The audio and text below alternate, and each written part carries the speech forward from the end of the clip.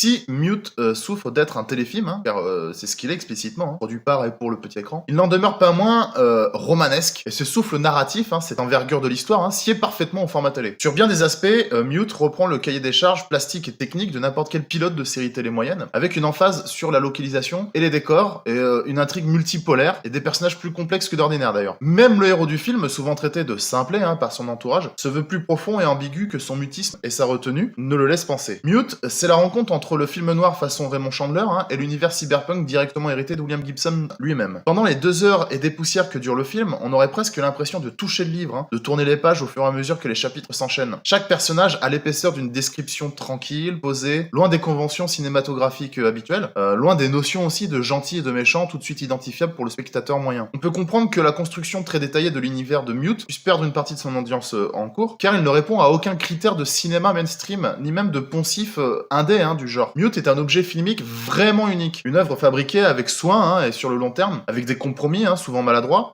qu'ils soient d'ordre narratif ou technique, hein, voire les deux, mais compensés par une explosion de détails qui rendent l'univers de Mute si tangible et saisissant. Je me souviens, lors du long et très complexe plan d'introduction à la salle de bowling, hein, avoir aperçu une jeune femme au premier plan en train de bouger ses doigts dans le vide, sans qu'on ait vraiment le temps de saisir à quelle activité elle se livrait. Je me rappelle m'être dit à ce moment-là que peut-être il s'agissait d'une coquille de dernière minute, hein, d'un oubli d'incrustation, d'un manque de budget pour la post-production des effets spéciaux. Et puis, quelques séquences plus loin, nous voilà introduits auprès d'un personnage dont l'existence filmique d'ailleurs ne durera que le temps d'une simple scène, hein, et durant laquelle celui-ci s'adonne à une sorte de jeu en réalité augmentée, un premier plan nous montrant une vision subjective hein, du dit jeu, et un autre le détail de ses yeux augmentés. Voilà, j'avais la réponse à mon interrogation. Et je veux dire, dans Mute, tout est comme ça fourmille de partout, c'est passionnant. Même certains détails hein, d'ordre purement scénaristique peuvent mettre la puce à l'oreille. Pourquoi par exemple le personnage de Léo est Amish quelle est la place des Amish dans ce monde? Et plus particulièrement dans cette géopolitique, hein, dans ce néo-Berlin. Il faudra être attentif à la question pour mieux comprendre son geste dans le face-à-face qui l'opposera à Cactus en fin d'intrigue. Mais il faudra aussi avoir le souvenir de cette courte introduction sur son passé, son enfance hein, et son accident traumatique, et la place qu'occupait par exemple cette jeune sœur dans cette séquence, pour mieux comprendre sa relation avec Nadira. Avez-vous remarqué à quel point la jeune sœur de Léo est présente dans les premiers plans du film, comme si elle allait en être le protagoniste principal? Et le raccord entre son passé et le présent, entre le regard de cette sœur et la photo dans le cadre sur la table de chevet, représentant Nadira. De même, le titre du film, arrivant discrètement sur le carnet d'expression de Léo à son chevet d'opial, hein, tandis que se pose une lourde interrogation, où est la figure paternelle là-dedans? En fait, il y a matière à beaucoup s'interroger dans le film, et Mute est suffisamment généreux hein, et bien fabriqué pour apporter quelques éléments de réponse ou ouvrir, au contraire, le champ des interrogations.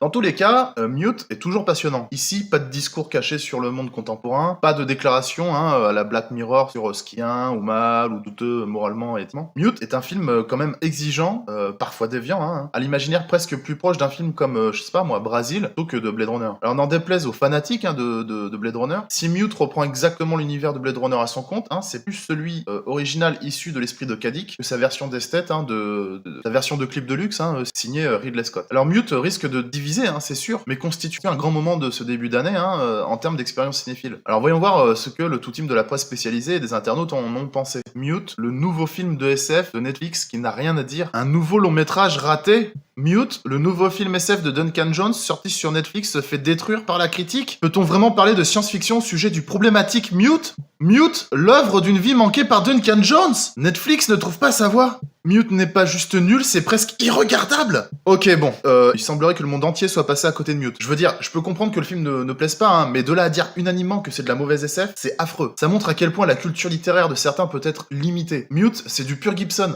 Par exemple, quiconque a lu William Gibson comprend mieux l'analogie entre Léo et les dauphins. Les dauphins, je veux dire, lisez Gibson et vous comprendrez le faux semblant, quoi. Tiens d'ailleurs, voyons voir ce qu'en dit le principal intéressé. Mute fait quelque chose que j'avais jusqu'ici supposé que seule la prose pouvait faire. Le pouvoir, en un million de petits détails terriblement cohérents et dévastateurs, de l'histoire d'un monde entièrement suggéré. Un cauchemar proche dans sa ressemblance avec le présent.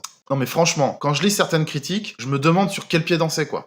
Quand on voit la réception critique d'un bidule comme la saison 3 de Twin Peaks, avec la saison 3 de la série Phénomène, David Lynch continue d'ensorceler. Magistral. Twin Peaks prouve que l'on peut avoir de belles choses. J'aurais encore une ou deux choses à ajouter. Non, le lien entre Moon et Mute n'est absolument pas puéril, comme on a pu le lire, encore moins un simple gimmick. Mais bon sang, sans parler du caméo de Sam Rockwell dans la peau de Sam Bell, l'astronaute de Moon, simple accessoire scénaristique pour appâter les fans et permettre de créer un Moonverse. Posez-vous la question d'un tel lien entre les deux films. De quoi parlait Moon? D'un mec qui se faisait cloner sans le savoir. Je veux dire, c'est comme le bébé chat dans Children of Men, qui nous faisait poser la question suivante: qu'est-ce que cet univers où l'homme n'arrive plus à enfanter, tandis que les animaux, eux, le peuvent encore? Ici, même type d'interrogation. On passe le film à suivre Léo en espérant qu'il retrouve ce qui lui manque, sa mère, sa sœur ou sa fille, que ce soit sous la forme de la patrie, d'une amante ou d'une filiation artificielle. C'est-à-dire l'amour, ou le sentiment amoureux, mais bon, chez les amis, j'imagine que c'est pas tout à fait la même chose que celui de Love Story ou de Pretty Woman. Dans un univers où justement on reproduit, on clone, on fait continuer à vivre,